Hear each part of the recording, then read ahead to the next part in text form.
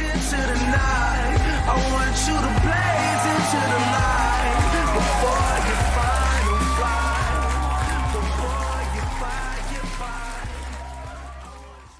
And this was such an uncomfortable situation because white people love to be offended for other people.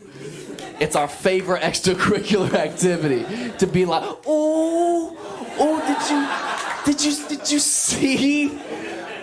They want you to be upset about stuff you weren't even initially upset about. White people are like PC gladiators. Just, are you not outraged? I wasn't. Now I am. And again, this is a very tough position to be put in because white people have ruined every excuse in the book to get out of being called racist. They ruined all of them. And fortunately, but unfortunately, I fit a massive cliche. If you or anybody watching were to take the slightest glimpse into my life, you wouldn't have to look far at all. You would see that all of my friends are black. All of them. There's one. There's others, I swear. All of them are black. I have one white friend, and he's Russian. His name is Vladislav. And I don't know how much y'all know about Russians, but they're the black people of white people, okay? They're so dope. So, to my naivety, I'm trying to state my case to these strangers online who don't know who I am or know anything about me, because from my perspective, I'm like, no, like, what are you talking about?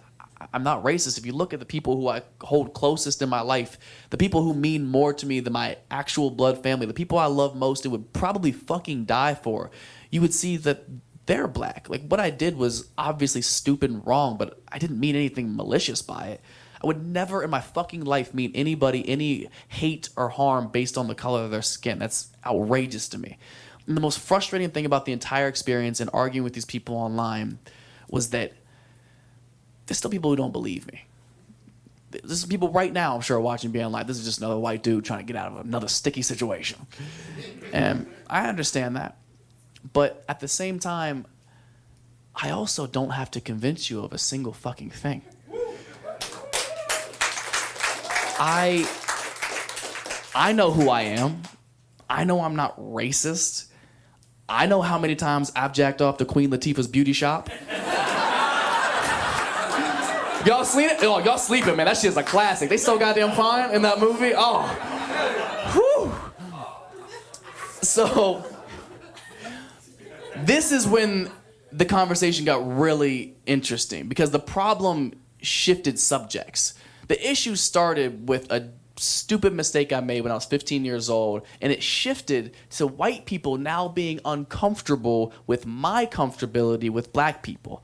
Like, they were very uncomfortable with it. They were saying outrageous shit. They would be like, oh, I bet you hang out with so many black people so that you can justify saying racist shit like that. For real? That's how you think racism and discrimination works? All right, bet. So if I hate gay people, I'm out here sucking so much dick just so I can be like, ugh, these homos are disgusting. Am I right? Oh, God. Oh, my God. That's not how racism and discrimination works. I wouldn't put myself in that situation. But they kept going. They got more and more ignorant. They're like, oh, well, why do you hang out with so many black people then, huh? What do you want to be black? Fucking a little bit. It's so much cooler some of the time, okay? Every white person wishes they were black a little bit. Any white person who says they don't is a fucking liar or a cop, okay? Do not believe that for even a second, okay? But the silver lining of all of this is it made me do so much reflecting. Like, things that I had never had to put any thought into because they were such first nature to me, I actually thought about.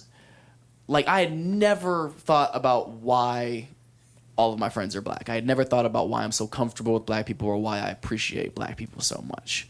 So I did a lot of self-reflecting on it, and the conclusion I came to is that nobody goes through more shit and still enjoys life to the fullest more than black people. Nobody. It's so impressive to me. And it's such a beautiful way to live your life because everybody's going to go through shit, but not everybody can bounce back and still enjoy shit to the fullest. And I think it's an absolutely incredible way to live. This is going to seem so dramatic, but I need you guys to take it into consideration. Do you have any idea what it takes to have this country literally built on your fucking back? To this day, still have to fight to be treated like a decent human being and still have time to write a better version of the Happy Birthday song? Have y'all heard it? That shit's incredible. They got a Drake verse on there. It's incredible. Step your shit up, white people. You had such a head start.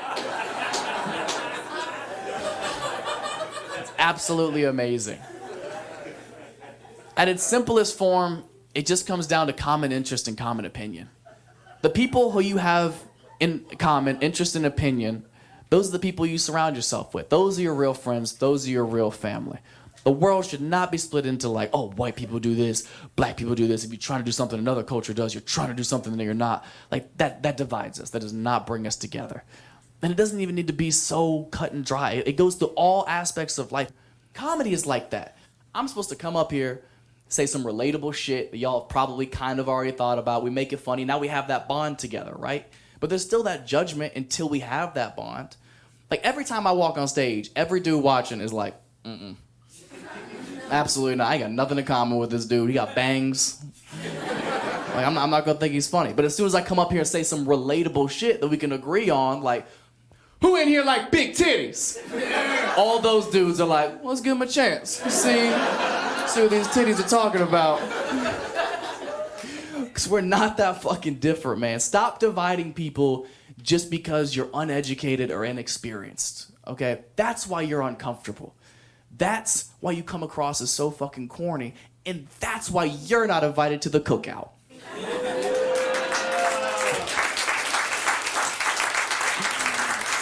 I'll bring the potato salad. Nah, I'm just kidding. I'll bring chairs. It's okay. Thank you guys so much. My name is Matt Rife. Thank you so much, you guys. You guys are fantastic. Get home safe, please.